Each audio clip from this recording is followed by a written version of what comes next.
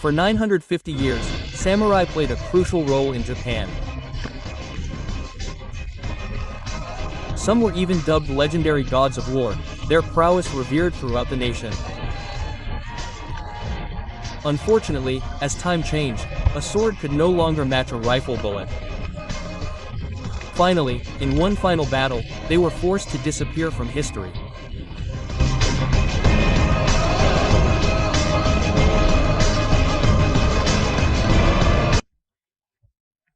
Set in 1878, Japan was undergoing a modernization transition from the old empire.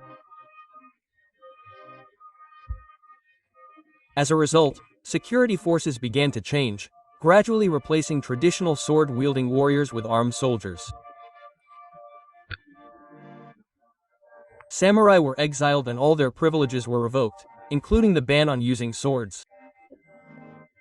This ultimately gave rise to new problems: social inequality and poverty.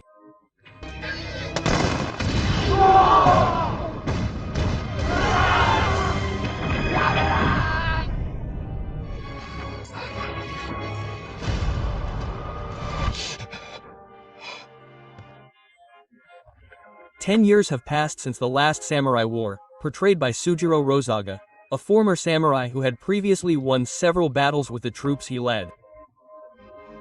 However, since the beginning of the transitional era, his life has become impoverished. Furthermore, his wife and children have fallen ill due to a cholera epidemic in Japan at that time.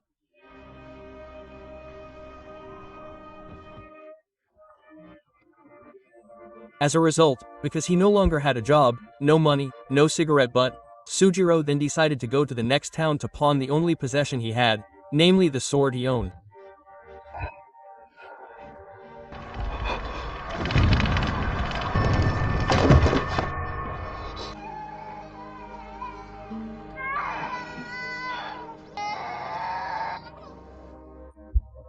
Right in front of the pawn shop, Suhiro then saw a flyer inviting martial arts experts to participate in a competition with a prize of 100,000 yen.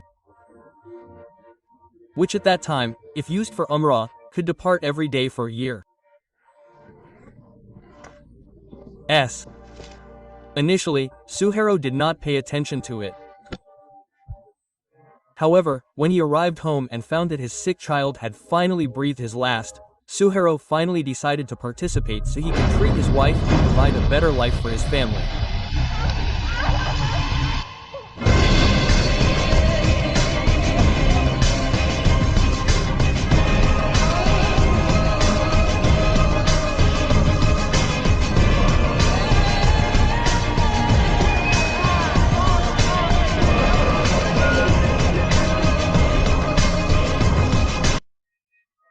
Long story short, Suhiro then went out of town and stopped at an inn where the owner seemed to still recognize him and was very respectful of him.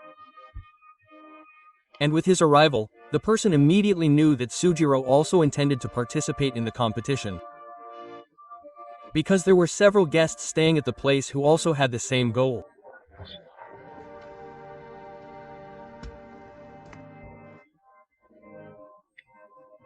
From there, Sujiro then went to the temple where the participants gathered, which was far from the inn, where it turned out that hundreds of people like him had already come to participate in the competition.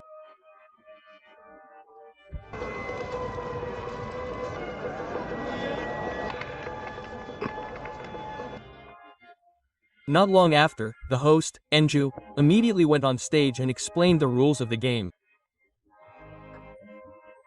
But before that, she gave anyone who wanted to cancel their intention because they were not allowed to withdraw. As soon as the game had begun,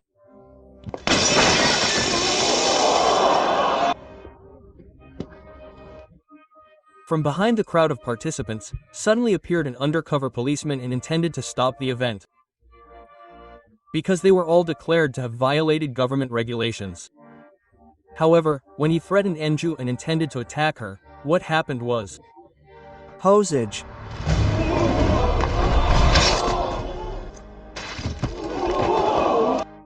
After finishing dealing with the problem, Enju then continued the countdown. And after ensuring that no one left, they were registered one by one and given a necklace to wear. Enju explained that they would all participate in a game called Kodaku, which is a race to reach the finish point in the city of Tokyo first.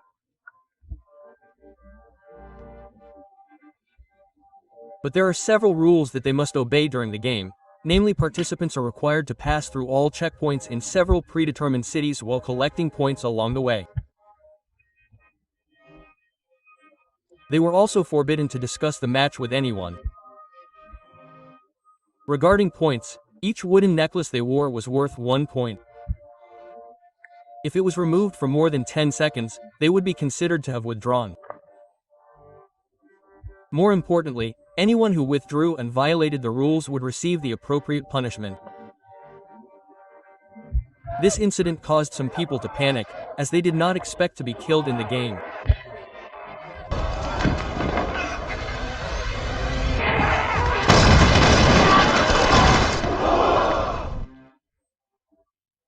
However, Enju reiterated that they had all been given a chance beforehand, meaning there was no turning back. Finally, Enjo explained that leaving the temple required at least 2 points. Meanwhile, to reach the final post in Tokyo, they had to collect 30 points. This meant they were all forced to fight each other for those points.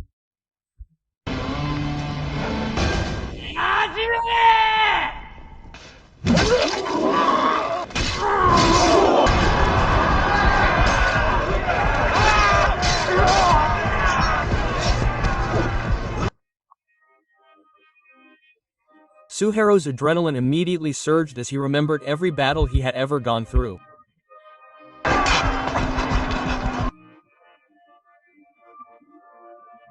Amidst the chaos, he also saw a young girl named Futaba, who, fearlessly remembering her deceased child, immediately rushed into battle and tried to protect the girl.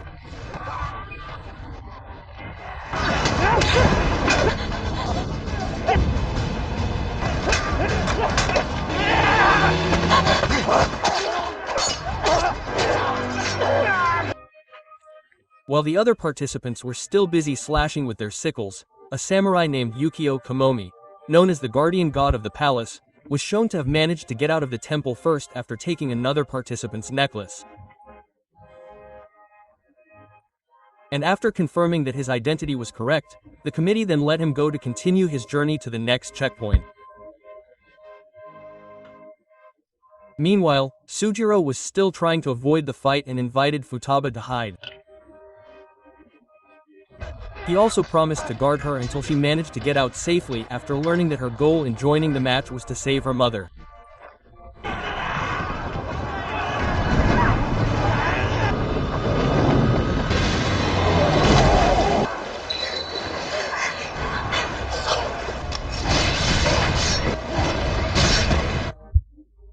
It was shown that Sujiro had a bit of difficulty surviving because there was a reason that made him not draw his sword again. Although in the battle arena he had seen several faces that looked familiar and dangerous.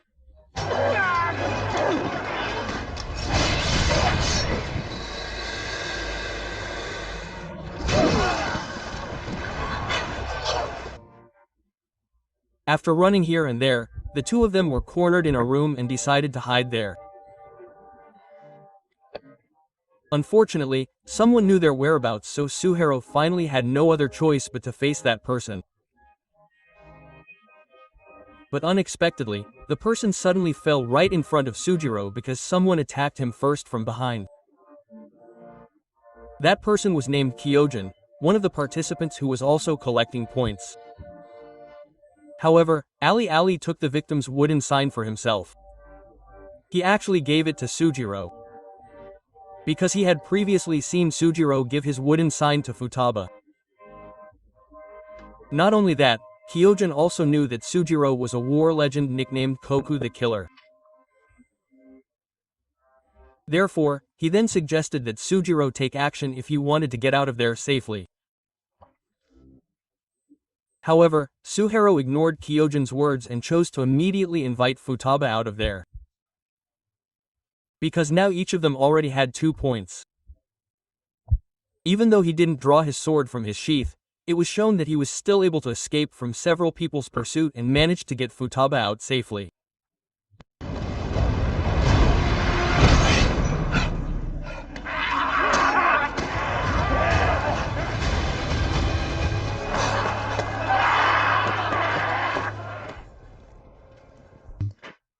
On the other hand, the 4 top global members of the Japanese Merit Kongul were shown watching the progress of the match from a distance. And every time a participant passed, they then received a report on the profile of those people. Besides Suhiro and Okya, several other participants were shown to have also made it out of the first post. And of the 290 participants, only 129 people managed to advance to the next post. At the end of the match, they were approached by a representative of the organizer who came with a letter. In essence, the organizer thanked the 4 men for agreeing to hold the frog match and reawakening the samurai spirit after 10 years of loss of direction. Now they were only asked to sit and watch the samurai kill each other.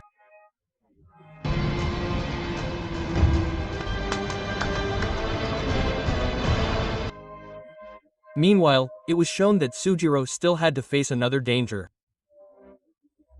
Karen, as soon as he left the temple, he was immediately confronted by someone named Bukatsu who had waited 10 years to be able to face him again.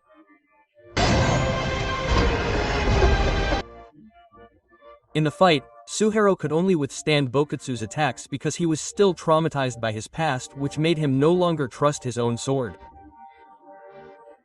Where now he was like a rusty sword that was unable to show its sharpness.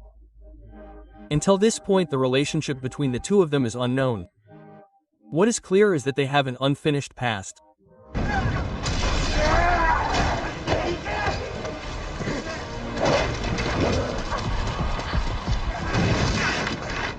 Then, when in a desperate condition and starting to run out of energy, suddenly something inside him slowly began to awaken. Where for the first time in a long time leaving the samurai path, Suhiro again drew his sword from its sheath and fought Bukatsu. Until finally, when the opportunity to finish off his opponent was wide open, Sujiro stopped his sword not because of fear, but as if he saw himself, namely a samurai who was lost by the past.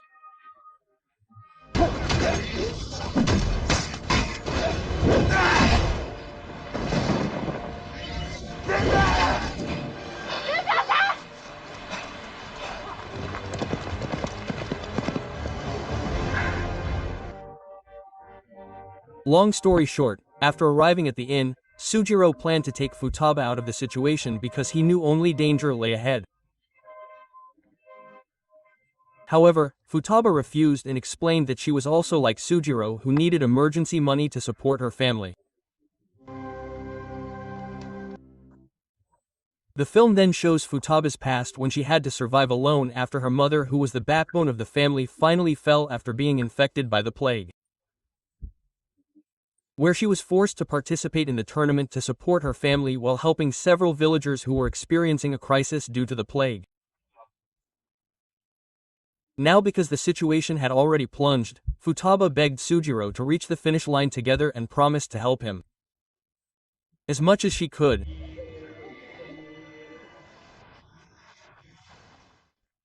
In the middle of the conversation, Kyojin, who had known Sujiro as a Kokusei killer, then also asked him to work together to get through the tournament to the finish. Not without reason, but he was suspicious.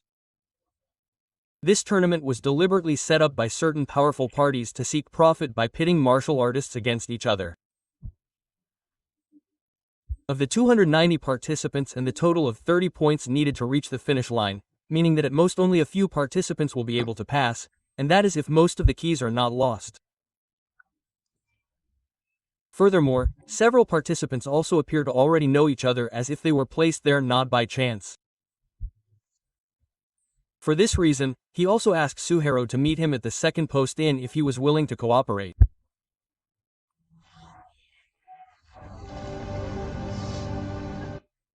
Meanwhile, on the other side, more precisely at the Japanese Ministry of Home Affairs, the minister and several other high-ranking officials were shown holding a meeting to discuss a major tournament currently being held in Kyoto. Based on the incoming reports, they suspected that the tournament was merely a cover by foreign parties to clash samurai and trigger divisions among the Japanese population. The next day, Sujiro and Futaba then continued their mission to the second post. And in the middle of their journey they met other participants who were discussing escaping because they feared that the tournament was nothing but a cruel game that forced them to kill each other. This is where the consequences of those who do not pay attention to the rules that state that if they remove their necklaces, they will not be executed immediately but 10 seconds after removing them. And when they all remove them, what happens is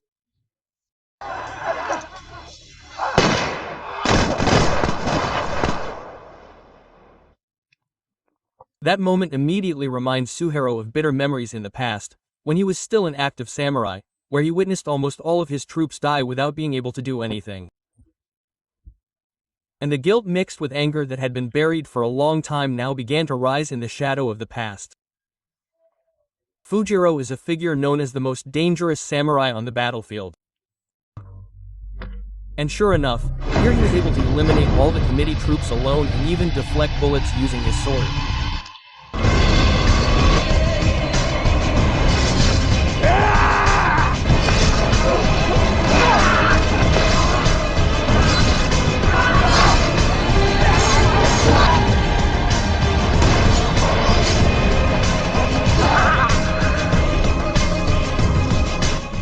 Where the deadly aura that once made his name feared seemed to return from his past.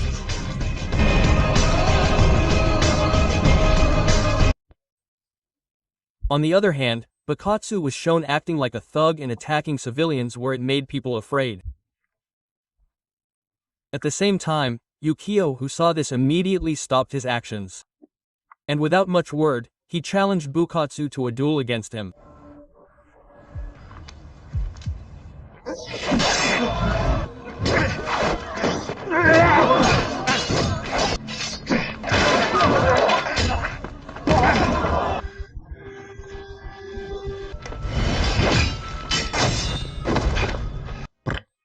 It should be noted that the Oke family is a samurai family that once worked for a noble. However, after years of service and even risking his life to protect his master, he was simply cast aside after the modernization era.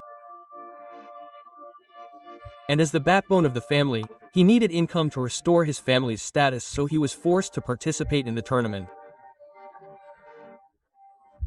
During the duel, Yuki did not give Bakutsu a breath at all, where his attacks were fast and very targeted according to his nickname as a guardian god. But what he did not realize was that the opponent he faced was not just anyone, but a wild slaughterer known for his ferocity and recklessness. Until finally Yuki was killed by Bakutsu in a terrible condition.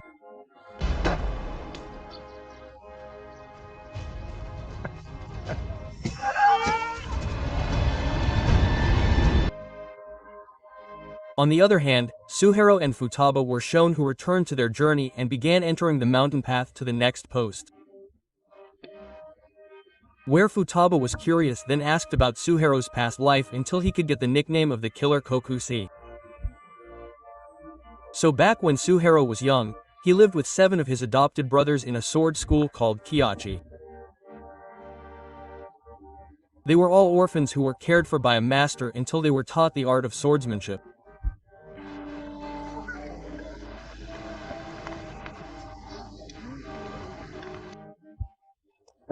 Until the day they reached adulthood, the master told them that they all had to kill each other in a final battle that would be their final exam.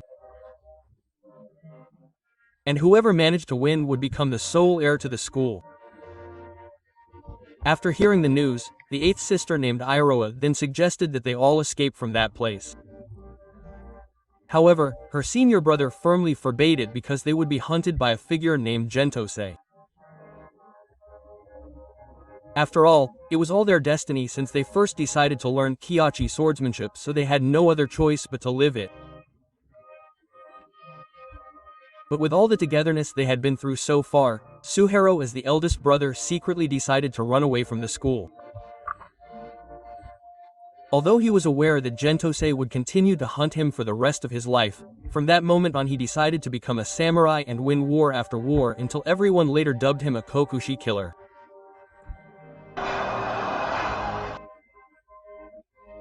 Back in the present, 4 conglomerates who were sponsors of the Kodoku tournament were shown gathering in a secret house while continuing to monitor the progress of the match, where they began to place bets on each participant who managed to pass the next post.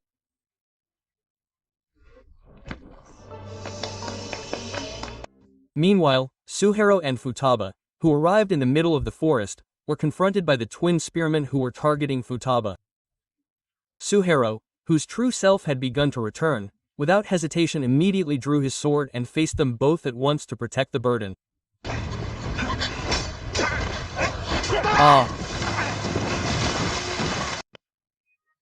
The further they entered the forest area, the more dangers lurked.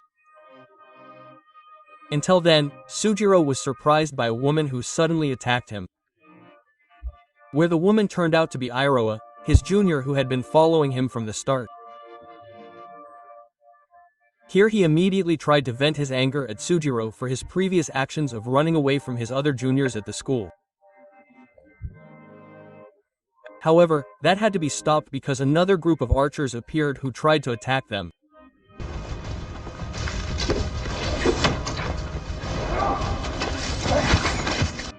Because they were outnumbered, they were cornered. Plus, the group that attacked them were archers who attacked from a distance.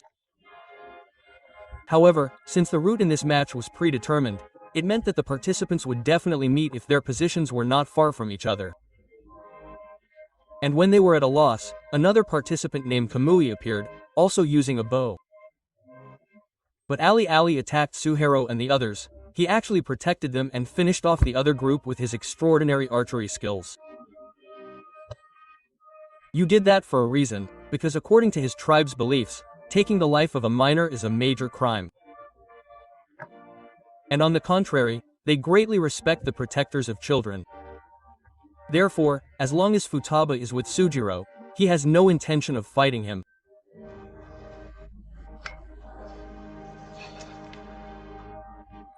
Long story short, Suhiro and his friends managed to pass the checkpoint and decided to rest at an inn. It turns out that Kyojin was waiting there where, as promised, he had deliberately waited for Sujiro and wanted to invite him to an alliance. In essence, he was suspicious of the organizers' true intentions. And the only person who made sense to cooperate was Sujiro. Here Sujiro also took the time to talk to Iroha, where he apologized and clarified that he had not intended to avoid fate or run away from suffering, but he was truly unable to watch his younger siblings kill each other. On the other hand, Iroha then also told what happened after Suhiro left. One of the senior students confronted the master alone so that the other students could escape until they all scattered to avoid Gentosei, who was hunting them, and were completely separated from each other. On the other hand, another group of participants was shown who chose to spend the night on the edge of the forest while discussing strategies to regain points. However, the conversation stopped when they heard the sound of a rattle coming from an old man who suddenly appeared there. Initially, they underestimated the old man because he looked like he was already smelling of earth. However, when they were off guard, suddenly,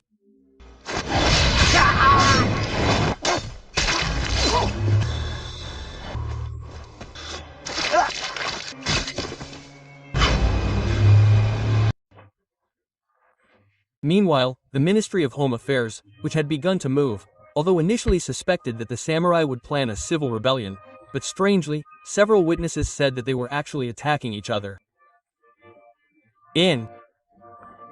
As a result, the minister then ordered his staff to track all telegram delivery records for the past month. And from the investigation, 4 conglomerates emerged which were Zaibatsu or wealthy ruling families in Japan, namely the Mitsubishi, Sumitomo, Mitsui, and Yasuda families, who were already known as residents of the old imperial regime. The film then flashes back to when Iroha escaped from Kiyohachi's school as the only female student, living a miserable life after being separated from her brothers and experiencing discrimination. Because at that time it was not customary for a woman to hold a sword. Meanwhile, all she knew was swinging a sword. Until several years later, before Iroha entered the tournament, she finally met one of her brothers again, where he informed her that her other two brothers had been killed by Gentosei. Even Gentosei continues to hunt down all of Kiyohachi's remaining students to this day. To stop him, he invited Iroha to enter the Kodoku tournament, where he hoped that by entering the game they could lure Gentosei and finish him off together. Back in the present, Kojin is shown meeting Suhiro and the others to explain his plan to uncover the purpose of the Kodoku game. First, they will use one of the participants as a sacrifice to be handed over to the police. The goal is to test the tournament organizers. Will they dare to stand up to the authorities, or will they just let the participant be arrested? Then, secondly, Kaien plans to find out where the bodies of the participants were dumped. Because the organizers had always quickly cleared their tracks so as not to be discovered by anyone, especially the local police. And if they could find the dumping ground, it would likely be a clue as to who was involved. A witness. Without wasting time, they headed to the most conspicuous restaurant in town in the hope that some of the participants would also visit the restaurant. At first everything seemed to be going smoothly, but unbeknownst to them, it turned out the entire place was a trap set up by other participants who had paid local residents to do their work.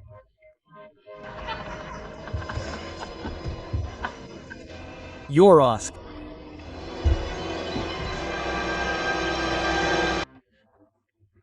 But in front of a war hero, despite their vastly outnumbered enemies, Suhiro and the others seemed completely unfazed and were able to finish off the civilians one by one without their weapons. In fact, you could say they won without breaking a sweat.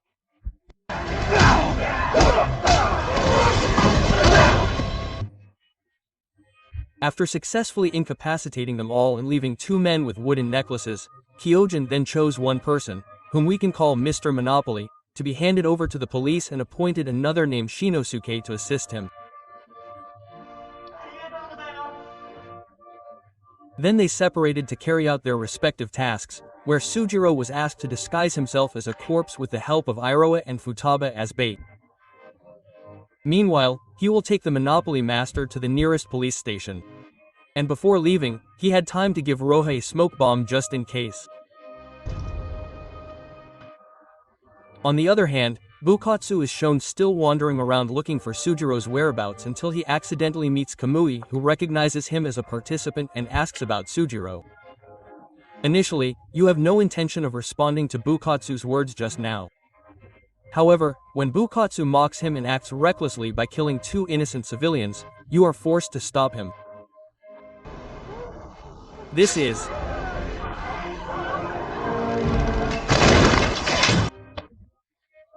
as a sub-district level archer, shown that you are able to make Bukatsu quite troubled with his arrows that always fly right on target. But I need to remind you again, Bukatsu is truly a wild fighter who will use any means to finish off his opponent.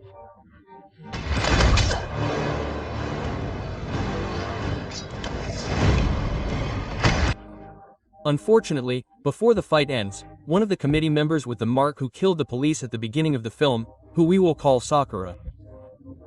She appears and informs that the police are on patrol, so they are asked to not make a commotion in the city. At this point, Bukatsu, who feels disturbed, has the intention of killing the committee members as well. However, he was immediately made to understand when he saw the troops behind him. Suragata. Returned to Iroha and Futaba. After all the equipment was ready, they then lured the officers to the location where Sujiro pretended to be a corpse. And as soon as they saw Sujiro lying there, the officers rushed to take him to a place where when Iroha and Futaba followed from behind, they were immediately shocked when they found out that the place used to dispose of the bodies of the participants was a private bank, right in the middle of the city.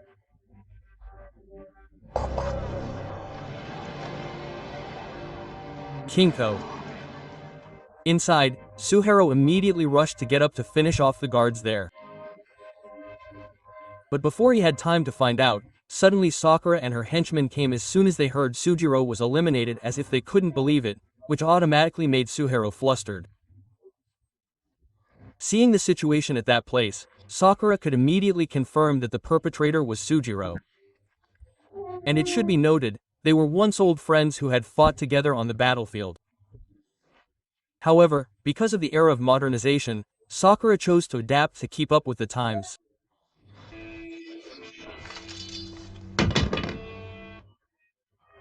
Meanwhile, Kyojin also managed to hand over the Monopoly Master to the police, who immediately detained him in prison, where he then secretly followed two police officers who were going to conduct an interrogation.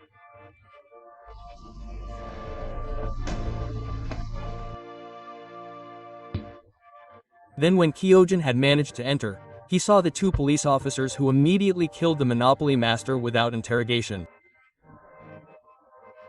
This incident also became strong evidence that the police were involved in the Kodoku tournament. But unfortunately, before he could escape, the two police officers managed to find Kyojin where he was cornered and had no choice but to fight them both. Plus they were using firearms, making his position even more dangerous.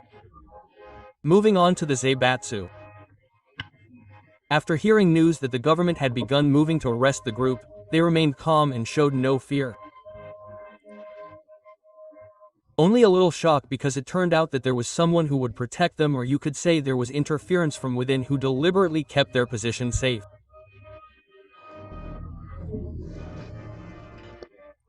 And it turned out that the figure who had been protecting the four Zaibatsu was Kawaji, a staff member at the Ministry of Home Affairs who served as the chief of the police bureau, where, secretly, he played a major role in organizing the Kodoku game with the aim of eradicating the samurai era throughout Japan.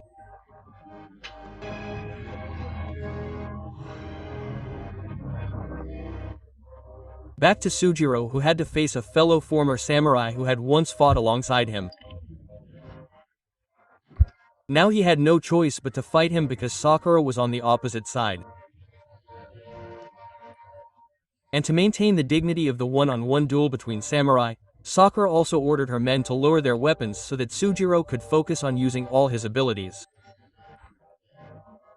Immediately the duel between them began.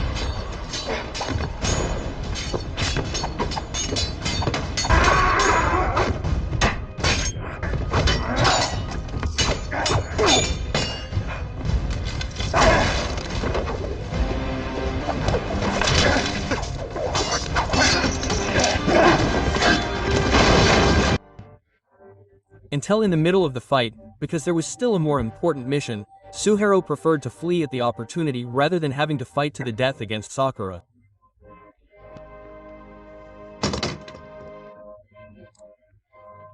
At the same time, Kyojin, who was also facing two police officers as a ninja, he finally showed his very agile movements where he was able to dodge the bullets fired at him. Although the fighting area at that time was very small, until finally he managed to kill one of the police officers and escape from the scene without the slightest injury. They then regrouped. And after all that happened, Kyojin concluded that the organizers of the match were likely important figures, including the Central Police, considering Bang Mitsui's involvement and the fact that the two people who attacked him were real police officers. Therefore, KYG Nalu suggested that Sujiro contact his contacts in the government if he wanted to uncover the conspiracy. Because during his time as a samurai general, he must have had many relationships with big names in the government.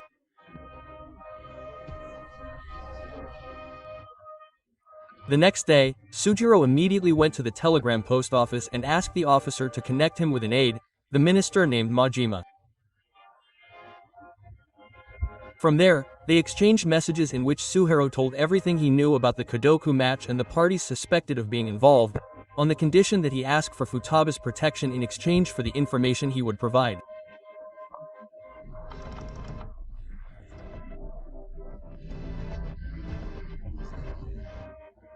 After completing the contact, Suhiro and the others continued their journey to the next post. However, here Kyojin said that they should split up because after the chaos that occurred at the police station, Kyojin and Sanosuke were probably already on the wanted list. And for that, they would be better off separating until the situation was deemed safe.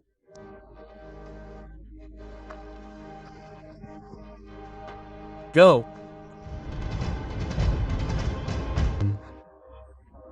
On the other hand, after receiving Sujiro's message, Majima immediately forwarded it to the minister, where his suspicions about the chief of the police bureau finally grew. However, before they could take action, they had to first obtain evidence. And to do that, the minister's secretary was then ordered to decipher the secret code from the Central Police Telegram chat story.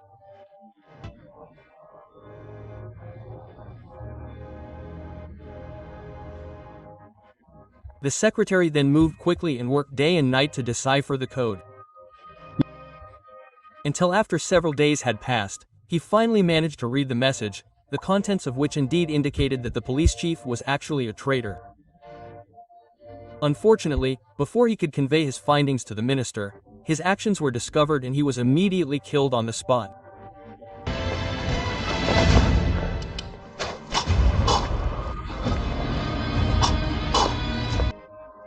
Meanwhile, the police chief then received news that his subordinates had managed to secure evidence of his telegram. In addition, his assistant also informed him that Sujiro had just been in contact with Majima Anju and the minister, meaning he might already be aware of their activities.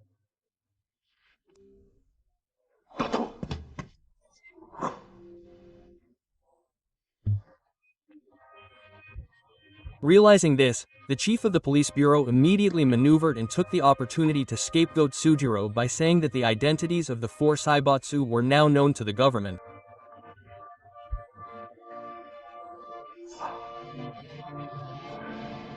Then specifically for Sujiro, Ali received a punishment for being proven to have violated the rules. He actually allowed him to continue participating in the match because the participants were getting narrower and it would be a shame if someone of Sujiro's class was just eliminated.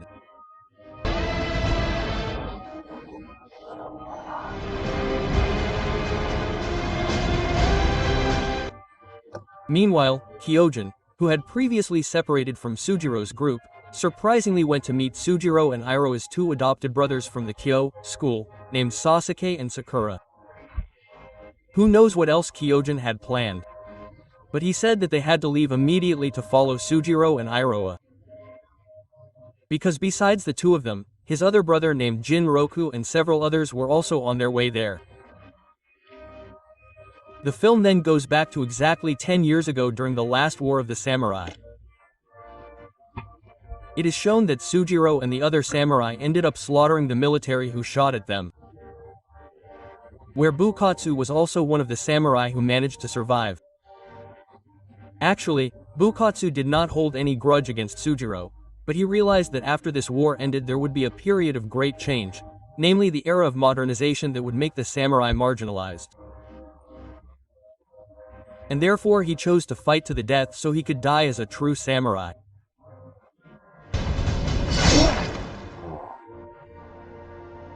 I don't know.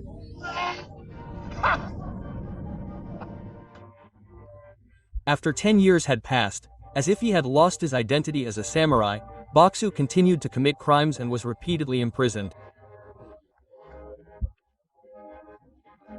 Until finally, in the midst of his downfall, new hope emerged when Sakura offered him to participate in the Kodoku tournament which Sujiro might also participate in, and of course the tournament would be an opportunity for him to finish his fight with Sujiro and die as a samurai.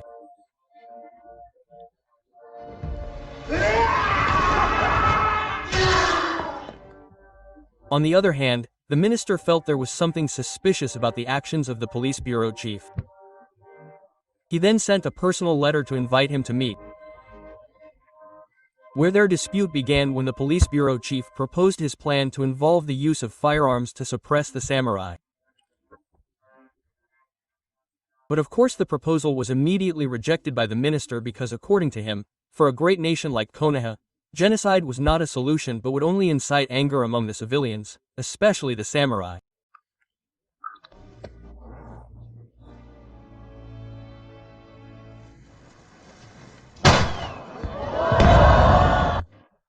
On the other hand, after parting with Kyojin, Sujiro, Iroha, and Futaba then stopped by a festival. And as a father who once had a daughter, Sujiro then let Futaba participate in the festival as if she was considered his own child. Without him realizing it, Gentosei was shown appearing in the middle of the event and seeing Iroha's presence as one of Kyohaji's students. At the same time, a similar condition was also experienced by Sujiro, who was approached by his old enemy who came there to settle an old fight. And that person was none other than Bukatsu.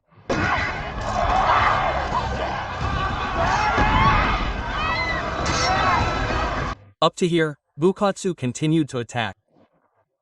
Although Suhiro tried to avoid the fight, but because he continued to be provoked, there was no other choice but to fight.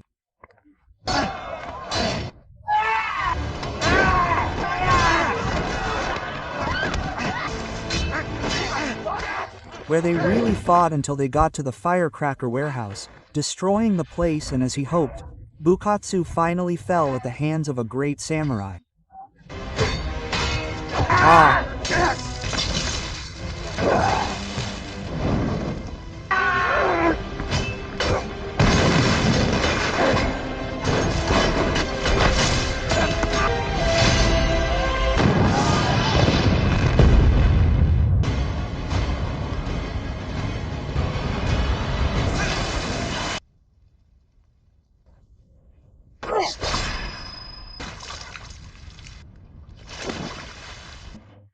Meanwhile, Gento was shown who was still chasing Iroha.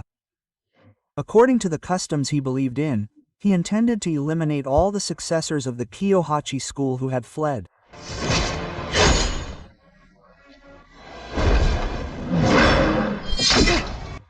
And thanks to Kyojin's direction, Sakura and Sasuke appeared just in time to help Iroha.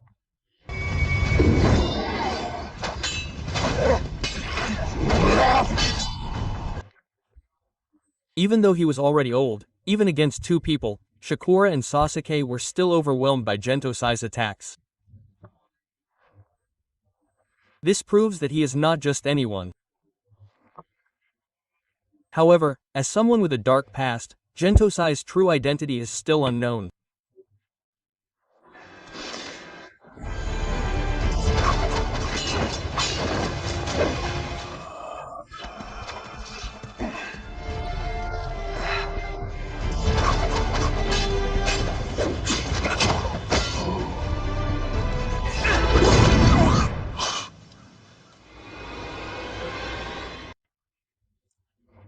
The next day, after reuniting with his adopted brothers, Iroha realized one thing, that sooner or later Gentosei would find them again.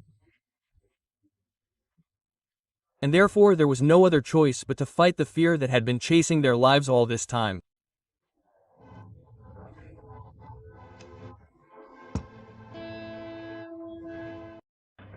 Long story short, the organizers finally announced the list of participants who passed. Among them were Sujiro, Kamui, Futaba, and several other participants. The chief of the police bureau also took his leave to the Force Batsu. But on the other hand, in the middle of the journey, the minister who wanted to meet with the chief of the police bureau, he was stopped by a figure he recognized who was none other than Sakura. Where Sakura conveyed the message that the chief of the police bureau could not attend the meeting. And instead, Sakura brought an important message for the minister.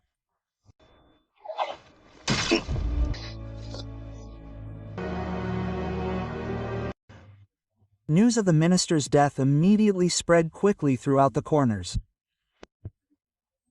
Sujiro believes that the deaths were not just ordinary events, but rather that someone is trying to silence him. He suspects it's all connected to the Kadoku tournament, and the answer may lie at the final post, Tokyo. And so the film continues.